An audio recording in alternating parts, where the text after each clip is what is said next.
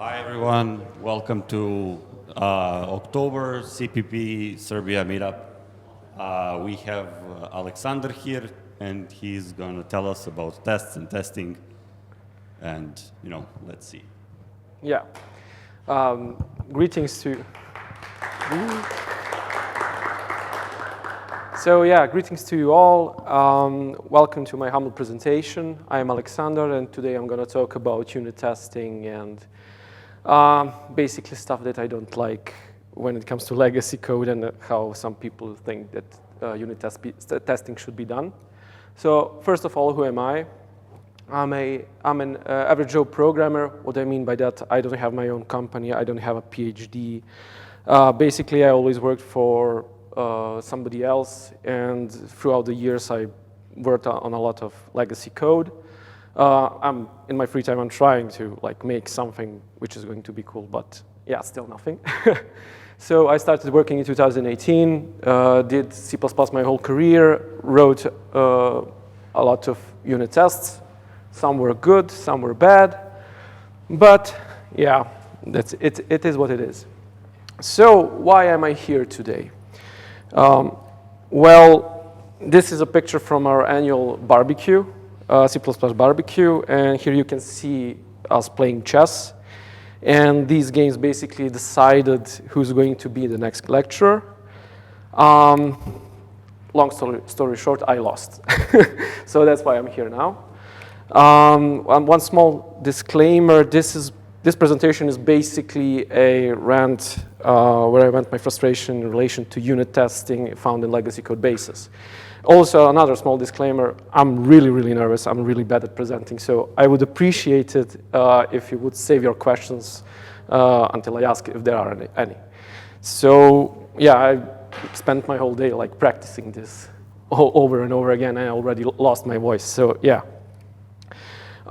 So basically, the point of all of this is to fight misconceptions when it comes to writing testable code.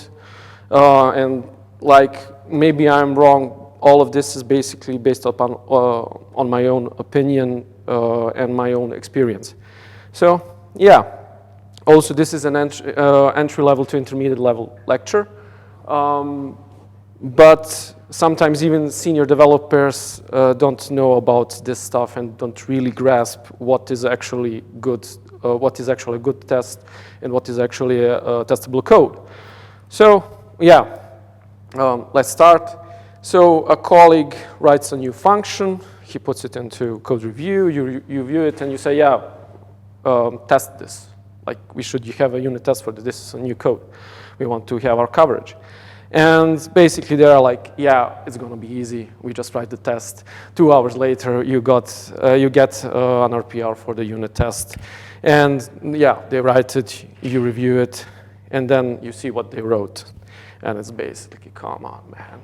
I mean, first of all, I expected you to rewrite your code so that it's actually testable and the test actually has meaning. But more on that later. Let's start from the beginning. I asked Google AI because I was too lazy to actually find my books and see what the concrete definition of a unit test is. So Google AI told me a unit test in C++ is a small isolated piece of code designed to verify and correct behavior, the correct behavior of a specific unit of your C++ application. A unit typically refers to the smallest testable part of a program, such as a function, and a method within a class or a small self-contained class. Well, first, the phrasing is kind of wrong. In C++, we don't really have methods. It's member functions, so I expect AI to be correct on that, but semantics. At least we have some definition of what a unit test is. So, yeah, for everyday use, it's enough. So, what are the key characteristics of a good unit test? This is basically these are my observations. So, you can, but I don't know if you should reference me on that. So, first of all, it should exist. Unit tests, we should have unit tests because they are the first line of defense when it comes to writing code. Second of all, it's isolation. Unit tests shouldn't depend on each other. It's testing only a small fraction of your code. So basically, they should be like a small bubble where we actually test out the nitty-gritty, like smallest parts of our business logic. Also fast execution. Since we are testing the smallest part, the test shouldn't last for minutes or seconds, like I've seen in my experience. They should be a few milliseconds, and that's all. Why? Because whenever we have a code change, preferably we would run all our unit tests we should have them, depending on how big the code base is, we should have them in the hundreds or even thousands. So, yeah. Also readability and maintainability. The thing is, when we write unit tests, they basically should represent how we are going to use the thing that we are testing. So in some kind of sense, they are the documentation of our code base, which is not just telling you how to use it, it's showing you how you should construct your program around the thing that we are testing. Also repeatability. What does it mean? Basically, if we repeat the unit test with the same input, we should always expect the same output, no matter how many times we repeat it. And okay, that should be also black box tests. The thing is, I'll talk about that in further detail a bit later. And also, it can flush out the design of the code. So basically, in order for code to be testable, in order to have meaningful unit tests, we should separate concerns, which like a consequence, our code base is going to be more scalable, robust to changes and stuff like that. So basically, we're going to have a better architecture and better design. Okay, let's talk about white box tests versus black box tests. Here are two diagrams. On the left, we are having like white box tests, and as the diagram shows, we are not concerned only about the input and output. We are also concerned about the inner state of the thing that we are testing. While in the black box test, we only look at we just give it an input, and then we expect an output, and basically we do not care what the underlying implementation of the thing we are testing is. So again, basically white box tests are reaching in and accessing internal state, while black box tests are unit tests by strictly through public member functions. When you think about it, black box tests seems mandatory in C++ because when we construct our classes, which should represent, if you're looking at the OOP definition of the OOP definition of a class, it should represent something. So basically, we have our internal state and our API, public API, where we interact with the world around us. Also, the previous slide was I stole it from this talk. It's a really good talk about an introduction about unit tests and stuff like that. I recommend it. So the question arises, why should we prefer black box tests over white box ones? So basically, if we use black box tests, we are avoiding dependencies between the code under test and the test itself. What does that mean? So, since white box tests know about the implementation details of the thing that we are testing, if we change how we are doing things, so basically inputs and outputs stay the same, but the implementation itself changes, in that case we also have to change the white box test. As a consequence, if we use black box tests, so we concern ourselves only with the inputs and outputs. We don't care about the implementation details. If the implementation changes, but the behavior is still the same, then we do not have to maintain the tests themselves again, like in the white box test case. Also, semantically speaking, private stuff stays private. If we are supposed, even in testing, to reach into the private place of a class, then it wouldn't be private, of course. So yeah. And also the test itself, so the black box one, is reflecting how the user at the end is going to use the API. So we are basically thinking, okay, is this API good enough for the user at the end, and is it actually doing all the things that we want to do? Okay. Before I start with examples, do you have any questions? No? Great. First of all, I will have 3 examples where we are going to, where as we go through them, they're going to be more and more complicated. So it's not for the faint of heart. And the thing is, I saw that code in production while I was working for different companies. Sorry. I need a sip of water. So, our first example. Okay. So let's look at this code. So this is basically a test used with the Boost framework. Maybe it's correct, maybe it's not, but that's not the point. First of all, we have some service, we started, then we have the class that we want to actually test, which is timer. So we instantiate a timer with its construction arguments, and then we create a stud function with its default constructor. Then we check if the function is empty. So this should pass, of course. After that, we initialize the function with a lambda expression, so function is not empty anymore. So then we check if it's not empty. Then we call, this is the first time that we actually call a member function for timer, which is start once, and we pass, I think this is by const reference or by copy, the function itself, the stud function. Then we check if the function still has a value. And after that, we again call start once on the timer, and we actually move the, we actually move the function to the call of start once. And after that, we check if a function still has a value. And then we have some teardown operations. So my question here is, what do you think is wrong here? Like, yeah, the thing is, first of all, we have undefined behavior by proxy. Why? Because we are trying to access something which is a moved from object. And if we look at definition in C++ reference for stud function, when we call the move constructor or assignment operator, the moved from object by definition is in a valid state, but it's not specified state.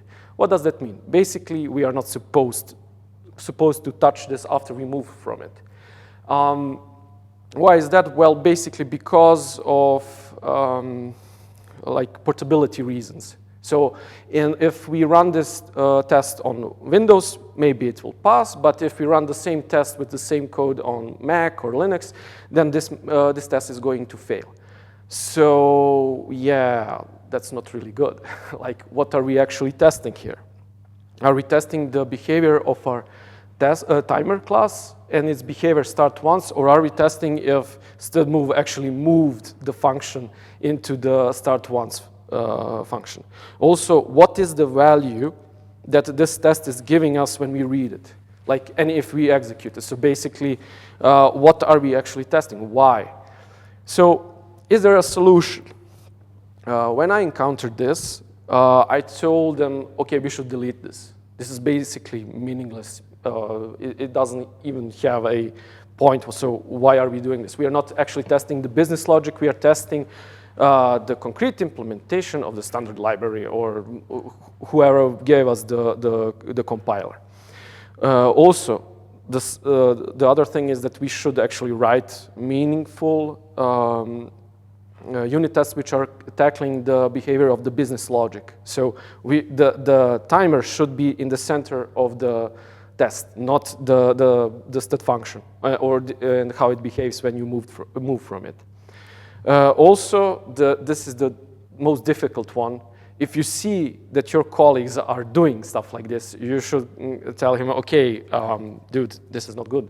Like, what are you doing? What was your thought process? And when you analyze this and then you try to tell him, okay, this is really not good. We should do better.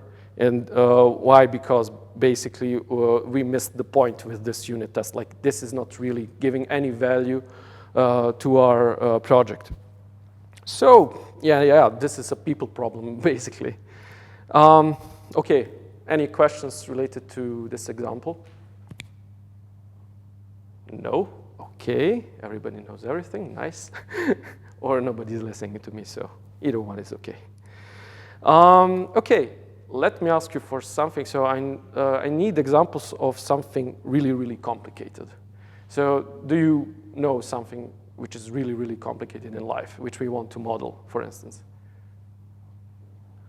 Yeah? Physics. Good one. Okay, something else? Politics.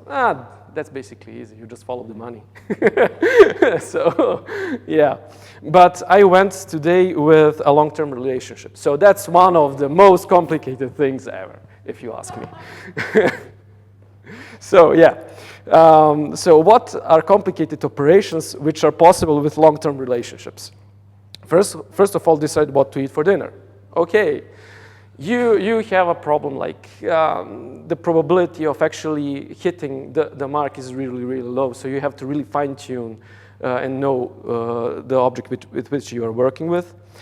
Then spending time with her relatives. So basically this is a race condition. Sometimes you want to spend time with your friends and then she comes over and says, yeah, today my mother and father are coming in, and then then I have to juggle all of that. Then second of all is apologizing for something. So error handling. You made an error, and then you have to handle it in a way that actually makes sense, and you don't destroy the state. So yeah, there are a lot of examples, but one of the most complicated is allocate some time for video games or communication. So today we are going to model communication. So this is the code. The class is communication in a long-term relationship. Yeah, I know it's a long name. We have some constructors, and today we are going to focus only on the communicate function. So first of all, we initiate the bool, which is video games time. Do we have the permission or not? And by default, it's always false. So we have to do something in order to get the permission. The argument is an anniversary forgotten, so did we forget it or not? And then we have some variable. Then we check if in between we have some really, really complicated stuff and calculations. Then we have, did we forget the anniversary? And we initialize the var with probability density that she's going to scream at me. If we didn't forget the anniversary, then we have the probability density that I'm going to get a dozen of cookies. So yeah, it's really out there. And then we have some more complicated stuff, and then we have, okay, do we get video game time or not? So in the private section, we have the number of years together, and we have the specific instantiation of our girlfriend or wife. I made it girlfriend, but you can put whatever you want here. And then we have the definition of the probability density function itself. So it's accepts a variant, and then basically we take the number of years together and not divide, but subtract it by 1. Why? Because the first year is always like the first day when you met her, and after that everything goes down the drain. So then we have some non-trivial operations on for the probability density calculation, and after that we return density. So yeah, sorry for the long explanation. What is wrong here? That's the question. So first of all, we have some non-trivial operations which are hidden from the public API. And basically, it's not really accessible, which means that we are not able to test it. So now the question arises, how do we test the hidden function? So which is the hidden function being the one which is in private. And after that, does the hidden function really belong inside the class? That's the question which, like, maybe it shouldn't be here since we have we have the need to test it. So we ask our colleagues. They are smarter, wiser than we are. Like, we ask them what they think. So first of all, if this function is nowhere else used, it should be a part of the class. So they think That way we are adhering to the OOP principle of encapsulation, like we put everything that belongs together in one big thing. Second of all, we can test it by testing all the paths in the public function. So basically, that way we are going to basically write a white box test where we know that the implementation is always going to use the probability density function. And if we cover the public function and all its paths we test, who cares if we don't separate test for the private function? So basically, they don't want to write more code than they need to, so basically we tested through the one public API and who cares? And then my answer to that is, of course, this is not encapsulation, first of all, because if this concerns encapsulation means that we are separating concerns and we do not put things together that don't belong together. If we have a need to test a private function, that means that we didn't do the encapsulation job correctly. Basically, we are not Java devs to put everything inside classes and then call them and do whatever they do, I don't know. Second of all, if we test it like this, the test will be of the white box kind, and we assume that we will always have the same implementation. So again, all the problems that I mentioned with white box tests are arising, which is really not favorable. Also, this is breaking up encapsulation. So basically, in order to test a private function, we are going to use a public. We don't have isolation as well. Like everything is not as it should be. So since every senior says that they do OOP, we will give an OOP answer. Let's fight fire with fire. Basically, enter one of the greatest OOP minds in C++. Do we know who this is? I expect a yes. So yeah, okay. Enough heads nodding. This is Scott Myers. So basically, when I was an intern, the first thing that I got to read from him was Effective Modern C++.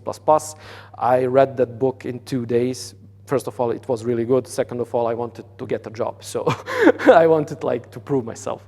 And basically, it's a really good book, and I recommend it. So what does he have to say about this? So if you're writing a function that can be implemented as either a member or as a non-friend, non-member, you should prefer to implement it as a non-member function. That decision increases class encapsulation. So basically, that way we are, if we have that opportunity, we should extract the private stuff which is not accessible and not trivial outside the class. And if we are not able to, we should think about the interface of the class and what it actually represents, and if it actually has a good design. So with that in mind, let's fix our example. So the fix is fairly simple. We extract the probability density outside the class itself, and we add another argument, which is number of years together. And basically, okay, I have a bug here. Instead of subtracting 1, I added 3. Sorry about that. But basically, it's the same function. And now, in our communicate function, we are basically going just to call the freestanding public function and use it like that. So what changed? Now the private function is testable because, first of all, it's accessible. It can be defined in a separate header and CPP file. So basically, we don't have the artificial dependency on the communication in long relationship class. Second of all, we have better encapsulation. So basically, we separated concerns. And as a consequence, we have good design, which gives us better unit tests. So we now don't have a big unit test, which is going to take into account all the states. Maybe this doesn't look like a bad thing, but imagine that in the private sector section, you have 5 or 10 private non-trivial functions, which are all used inside this communicate function. And now you have to, when you write the test, you have to basically think about the cascading and all the possible combinations of values that all those functions can have. So yeah, also there's a bug in this code. I don't know if you noticed. This will never compile. Do you know why? Well, you remember that I have the field woman. You cannot instantiate an object of type woman since objectifying women is prohibited. The standard says so. Trust me on that. So yeah. Any questions? Mine was -1 and now it's +3. That's an error. I made that error not on purpose. I thought it's No. It's not a underline. It's not a joke. Sorry about that. Like, yeah. Can we go back to the example? Of course. First of all, the first one or the second one? Okay. It's good. So first of all, it's kind of sketchy that number of years and the woman are private. It means like you're hiding something from the users. Well, the thing is, true friends are only private friends. Nobody has to know that I am in a relationship with someone or that we are friends. So first of all, my girlfriend is my friend. So if she's my friend, then she's in the private sector. But the users, like your friend, would like to use this function, and then he probably No, wants to know. I am the one who's using this when I try to communicate. No, my friend cannot use, cannot communicate with my in the long girlfriend in term, that okay. context, you know. What? By users, you mean iOS? Yeah. But now the serious question. Okay. If we are supposed to test some code or class or functionality, in this example, you actually affected how the original code was designed and Yes. programmed. So is that a good thing? Or Well, from the viewpoint of communicate, nothing changed because it's going to behave the same way. The thing is, the original code wasn't really good. It wasn't a really good design to begin with. Why? Because we had a non-trivial thing that we wanted to test, and we didn't have the possibility to test it. So basically, now you get the task, okay, I have to test this. I have to write code for this, which is going to increase the code coverage with a test. What I'm going to do? Like, white box testing really doesn't make sense in this case. So basically, we have to, before we even write a test, because writing tests is the easiest thing in the world, we have to actually think, is this actually testable? And do we actually need to improve the design in the sense that we are now separating concerns in order to be able to test this? So the thing is, especially with legacy code, this is the biggest problem. Why? Because usually how the trajectory of a company goes, yeah, we have to dash out as much features as possible so that we can get investors, and then we are going to trouble ourselves with the nasty code, which is just working later on. And then you get a bug, and then you have to like decipher all of this and refactor it and make it actually work correctly and be maintainable. Because at the end of the day, since AI is not that good yet when writing code, we have to look at that code. And we have to make it so that we can read it day in, day out. And if we have a function which has 500 lines, I saw that, I've seen that. So basically, I even seen functions which have 1,000 lines. How are you going to make sense of that? Like that's the underlying issue basically. But more on that later. Any more questions? Okay, so we can continue. Okay, the third example.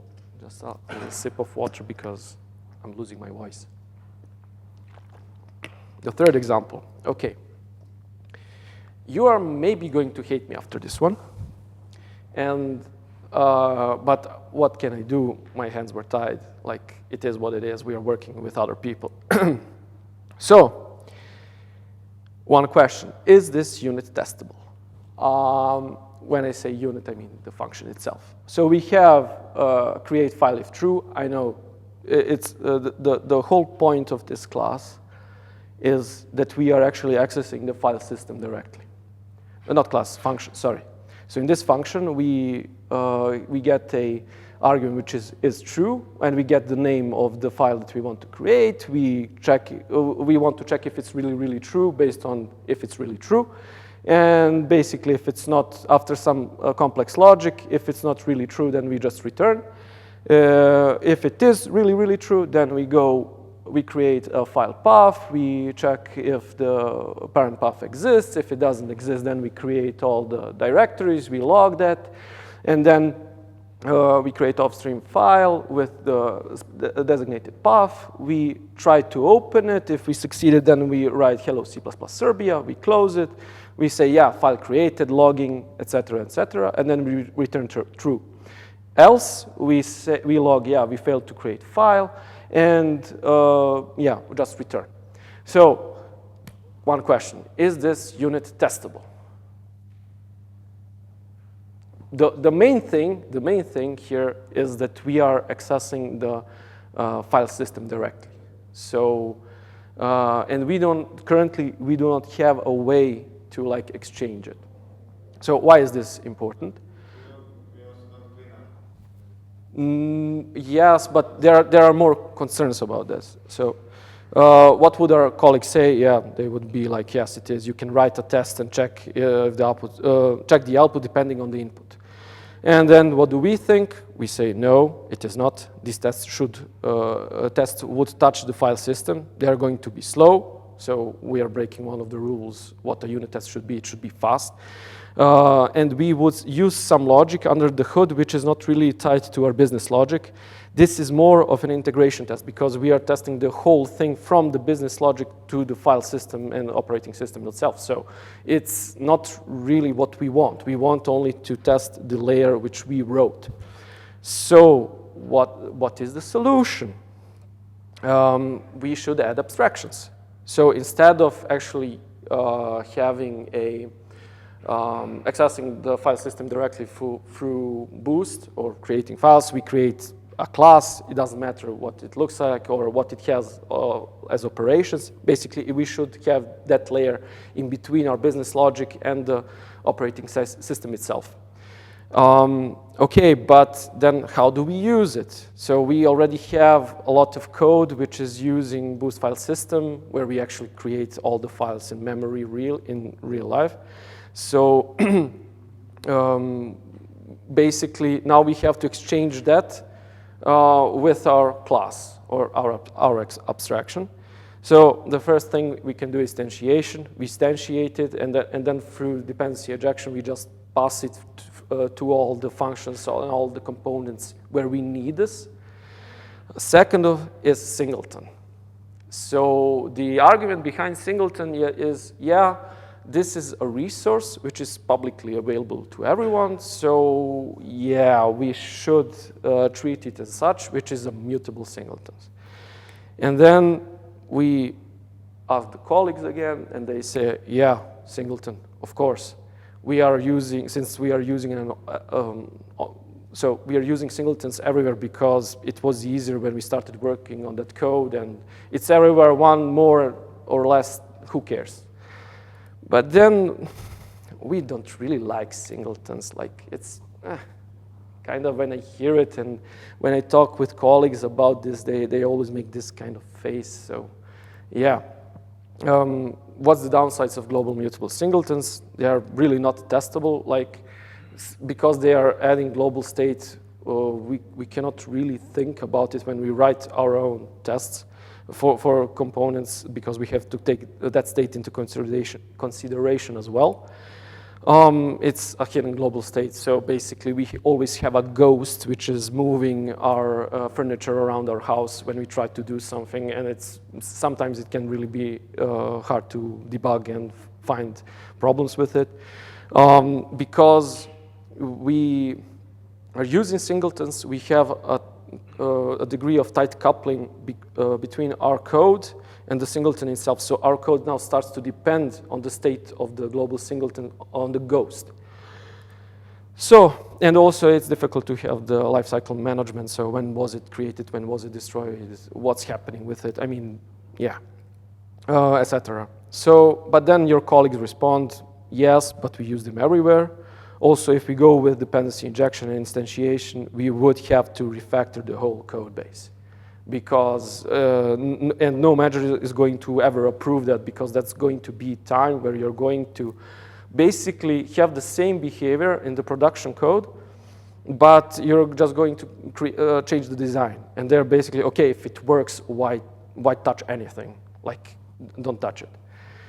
So you then think about it and you realize, yeah, they are right. Like, I'm not going to get the permission to do this. Our code base has a lot of lines. Like, that's not a 1 or 2 day job. It's more like 6 months. So nobody's going to give you a task of 6 months. So we have to compromise. When life gives you lemons, you have to make a lemon tart. First of all, when you think about it, singleton is not really a design pattern. It's more an implementation pattern. So a design pattern, by some definitions, has to have a name. Singleton has it. It's named singleton. It carries intent. We know what the intent of singleton is. It's to have only one thing and one thing only.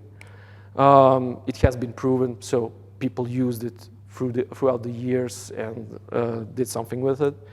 And a design pattern should also introduce an abstraction. Singleton doesn't really introduce an abstraction, which is giving us the separation of concerns, or basically there's no architectural boundary, and because of that, there's really not a design to speak of which singleton tries to impose on us. So with that in mind, since there is no abstraction, we are making our code depend on a concrete implementation. So, and that is the basic downside of singleton when we talked about design and design patterns. So we have to fix that somehow, and what do? Well, we apply the strategy design pattern. So basically we will try to somehow exchange the, not make our code depend on the concrete implementation, but on an abstraction. Then we are going to give it a global access point. So from a global point, we can access the singleton class that we instantiated. And then add a global point for dependency injection. So basically a way how we can inject the other implementation, like a mock, for instance, when in the case we want to test. So this is the code. We have an interface, of course, file system interface. It has create file and create a directory. I omitted the other, I omitted the other functions because it's slideware. And they're basically calling do create file and do create directory. It's private virtual functions, so on and so forth. The get file system interface, so this here, is basically our public and global access point for the singleton itself. And we have the set file system interface. Through this function, we are going to dependency inject the concrete implementation that we need. And also external files, the pointer to the file system itself as well. So in file system.h, this is a concrete function which is actually implementing the interface itself, where we are going to implement with Boost or whatever we have, we are going to implement the do create file and do create directory. And also we are going to delete all the copy assignment and move assignment and constructors because it should be a singleton, only one thing. We cannot have two of them or a copy. So with this in mind, we now look at the file system interface CPP code. First of all, the concrete instance, so the concrete file system pointer is going to be at the beginning null pointer. And then we have the implementation of the get file system interface. So what are our goals? So first, create the default instance of file system if no others is set. And the second one is if another file system is established, we must not create an instance. How do we do that? Basically, do you know what this is? So does anybody know? No? Okay. So this is immediately invoked Lambda expression. So it's used in order to if you have a complicated initialization, basically we call it at once and then initialize the value.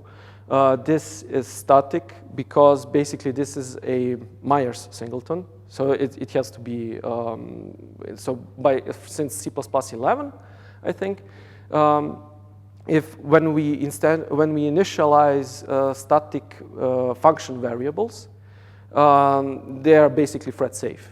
So yeah, and then here inside of the Lambda, we check if we already populated the instance. If we didn't, we create a new static file system.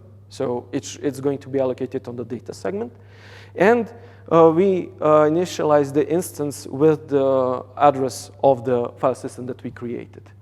And at the end, we just return instance. So if we, for the first time in our code base, in our main function, we call this, it's going to initialize the file system.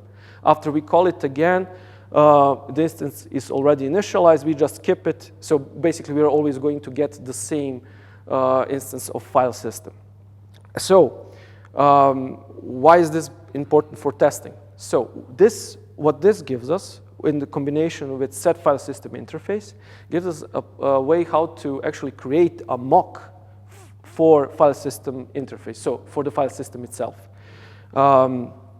How do we do that? Basically, the mock is going to inherit file system interface, and if in the test, instead of using the concrete implementation, so before we actually call get file system interface, we are going to set the pointer to the mock.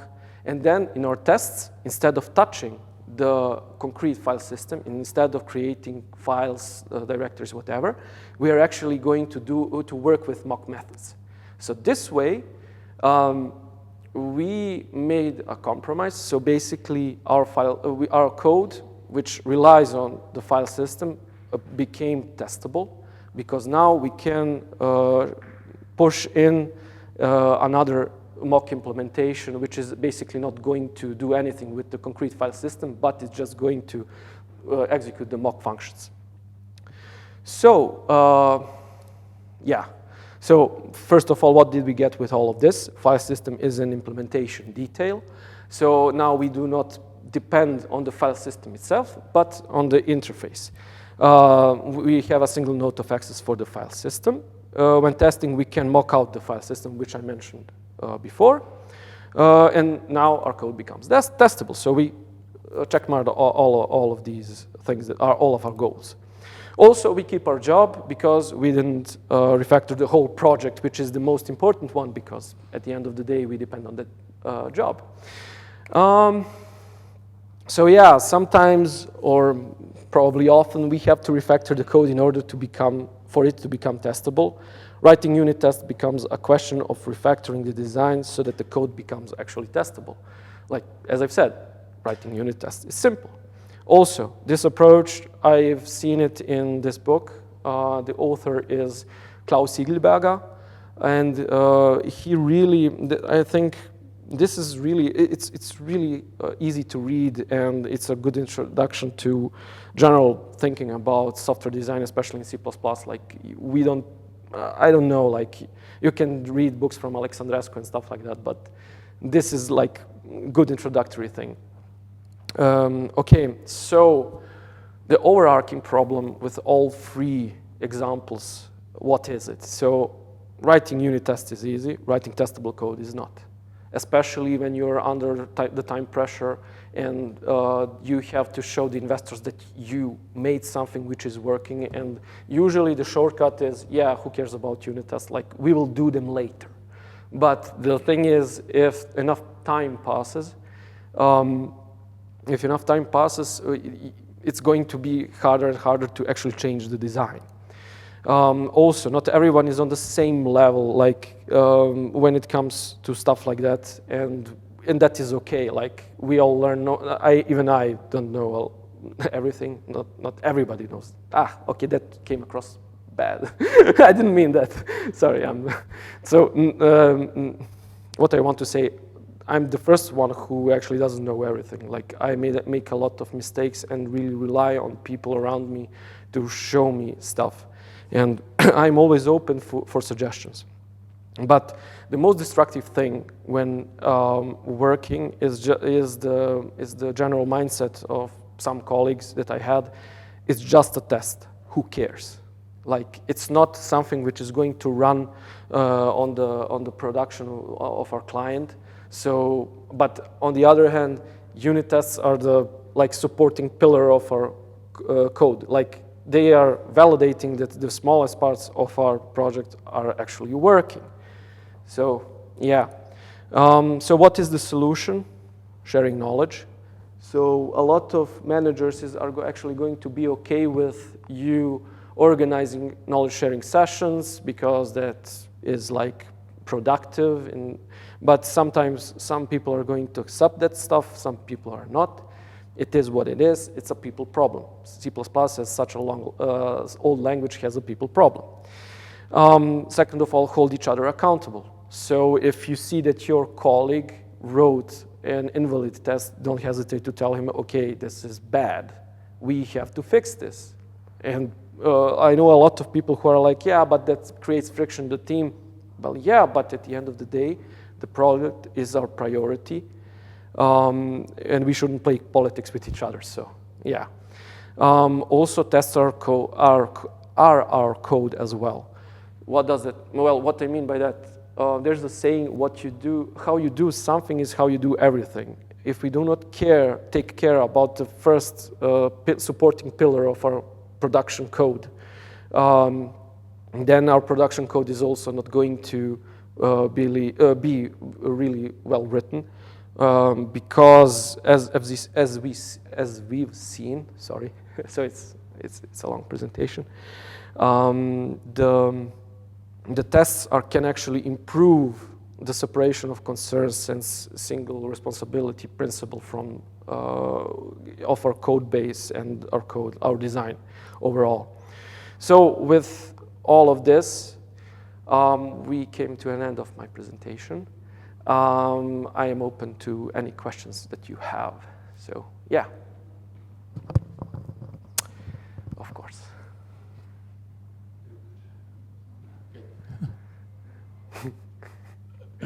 Yeah, so I have a question and we can maybe discuss it later because it's more of an open topic. But, well, I think you also mentioned like writing testable code is not easy and stuff.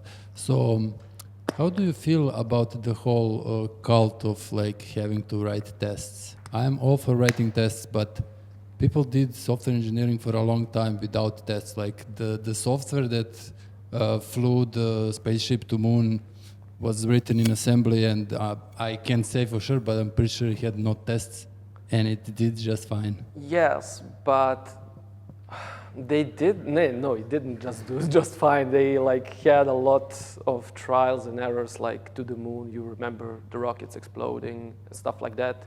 Also, the Mars rover has a lot of reinterpret casts, which are undefined behavior, if you look at that as well. So when we, the thing is, we should, as software developers, we do not really have like concrete ways how to do stuff. We can skin a cat 1001 in 1001 way. So we should use all the tools and all the help we need in order to write correct code, because at the end of the day, somebody is going to use this. So I don't know, like if you write autonomous car code and you don't have unit tests or any tests, I'm really concerned. Like it's going to run over someone. So yeah, it depends. If it's formally verified, then you can test. Yeah, I know. I understand. So yeah, Sergey said that if it's formally verifiable, then you don't need unit tests. Well, there, can I? Yeah, sorry. Yeah, I mean, you know who Tony Hoare is? Like he was a big proponent of formally verifiable code, but even he admitted that that was a big mistake of his, and that writing tests is actually a part of what we do. So, yeah, we can strive for that ideal, but no, like we cannot escape from unit tests. Or you can be as one of my friends from the university. So basically, we had a class where we had to formally like prove that an algorithm works. And basically he said, what's the point of this class? Like, I'm a Serb. Like, I am drinking rakia, I make male children, and I write correct code. There's nothing I have to test or verify. And in the end, he's like on his like doctorate, and he's working now at the university and actually giving lectures, I think, especially on that topic, what he commented on.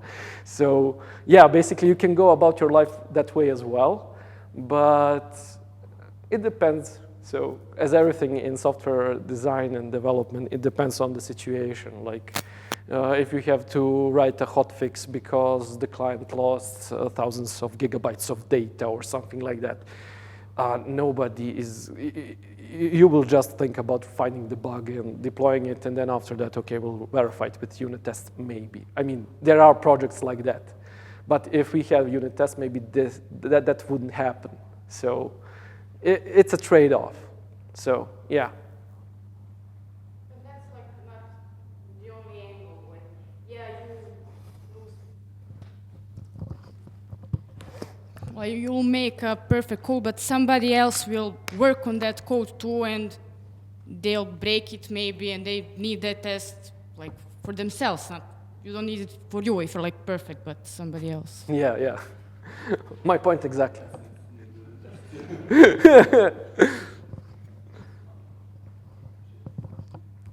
So can you go back to that file system example? Oh my God. Okay. That's the last one that I wrote, and it's really It's chaotic. close. Sorry about that. No. So like, This one? The first version. no, I don't care which version. It's all bad. Okay. So, yeah, so here, if you have a complex system like a file system, sometimes it's really hard to implement the whole API. Like you want to mock it, but you're mocking it for your project in sometimes, like if your project really handles file system stuff and that's really important, then maybe it's okay for you to mock that and to have several implementations. But sometimes when you have like external dependencies that you just want to test against, but you want to sandbox it, right? Mm-hmm. So here you didn't want to abstract a file system because that's not the point of the project. You're abstracting it for the purpose of testing because you want repeatable and like a sandbox test where nothing external can influence it. So sometimes a better solution is to have your tests run in a sandboxed environment where every time they're going to start from scratch. Mm-hmm. So like sometimes you have a database as a dependency and you're not going to mock a SQL server, right? Yeah. You're going to instantiate an empty database and every time create it before your test. So, yeah. Also, like, there's a trade-off here where you have an indirection. And again, if this is an important part of your code. Like if you go back to the original code. Oh my God. Or like the worst one. Sure. Sorry. I mean, if you say so. Sorry. I didn't. I forgot it was that far away. Yeah. Here. Yeah. So like I kind of feel like the whole mocking file system is actually unnecessary here because it doesn't really help you if the file system breaks. Like I would break this into two functions. One would take care of this whole, is it really true part? It's an artificial example. It's not really... Sure, but like he said, like if you're not working that much with the file system, there is no point in mocking it. That's just too much work. Just like break it into the part that you can test, that you should test. Okay. And the file system just like leave it. So I have a question about that. So if we have a project which is basically every other function is touching the file system, and you have to unit test it, so then does it make sense to mock it? Should we mock it? Should we have that line of indirection, or should we do it in sandbox environment, as you said? What is your opinion? Okay, I mean, in that case, probably the sandbox environment. Like my point here is that if you have your mock that is always going to return true when you do file that is open, because you This need is it for simplified, tests. yeah. It doesn't really help you when in production file is open, returns false, and like Okay. doesn't help you in that case. If you are like working with the file system that much, then yes, you probably need to have your own API and not use the file system or whatever, and then mock it. But if it's sometimes, then probably sandbox, or just don't deal with the file system in the unit test at all, if you can.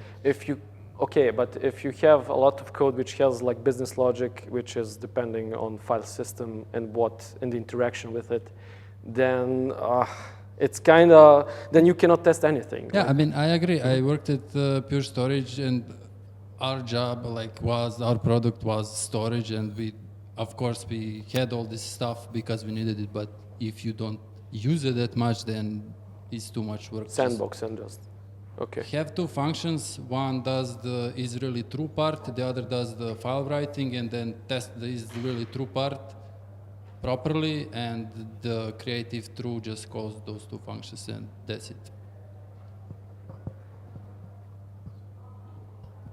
Just to add, so maybe sometimes if like you can abstract it, but on a different level.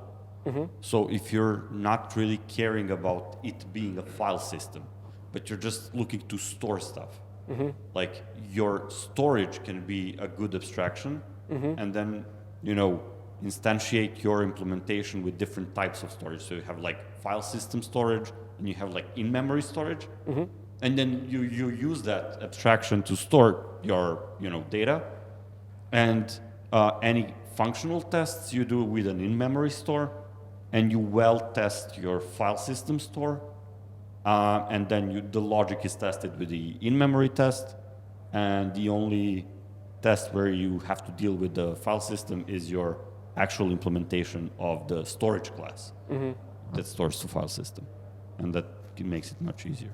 Yeah. Okay, thank you. We have one question online from Twitch. Woohoo. So it's from Filashin. Okay, I know who that is. They are asking, Filashin. Fila. It's when are tests well written versus poorly written? Is higher coverage more important than nice etiquette or vice versa? There shouldn't be. Nice etiquette really doesn't exist. It's basically, does your tests really have all the things that the test should have? Like, is it isolated enough? Is it only testing the logic, the isolated logic, and is it black box? So basically, did we separate the concerns well enough? Because if we have, like I mentioned, I've seen tests where we basically test the whole hierarchy and the hidden state and stuff like that, and I would argue that that's not really a good test, because the code which is testing, it's not really testable. So that's why I would qualify it as a bad test. But if a good test would be like, we separated stuff and we group stuff correctly, and then on that we write unit tests, then I would say that's a good test. About this file system again. Okay, Guys, I wrote that in 3 a.m. At 3 a.m. So with half a brain. So please have mercy. I wasn't 100% present, so maybe it was already said. But I don't. To me, like adding an abstraction is a problem, because then you have more code that can fail.